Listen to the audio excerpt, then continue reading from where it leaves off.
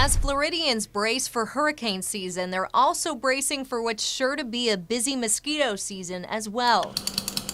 At Sarasota County's mosquito management, staff work to count and categorize local mosquitoes. While Director Matt Smith says they have plenty of staff for now, he says they plan to add a few lab and field technicians along the way to keep pace with the county's growth. We don't want to wait until we're woefully outnumbered by people and have more service requests than we can deal with on a regular basis. Last year, mosquito management across the state took center stage as the Zika virus invaded the Sunshine State. The virus is linked to birth defects like microcephaly, but only 20% of the people infected become symptomatic. Ironically, Smith says that makes the Zika virus more prone to outbreaks. It's a disease that typically makes you sick, but not sick enough to go miss work or go to that party that you were really planning on going to.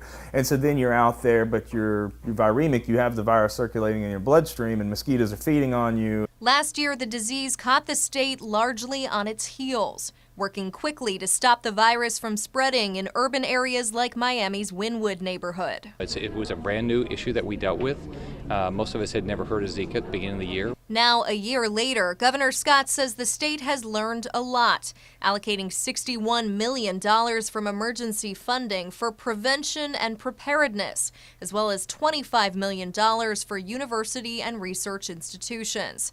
The hope is they can speed up testing for the virus and create a vaccine. The governor explaining his personal investment in combating the virus. I have 2 more grandchildren coming. I want them to be healthy like every grandparent wants and every parent wants. So far this year, there have only been 6 cases of locally transmitted Zika infections, all of which were from 2016, compared to 285 cases last year.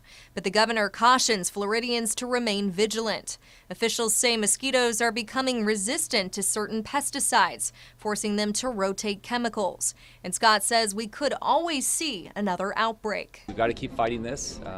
We're not going to have less mosquitoes. We're going into hurricane season, so everybody's got to be cautious. Of course, the mantra of politicians and mosquito control alike is that much of the onus falls on each Floridian.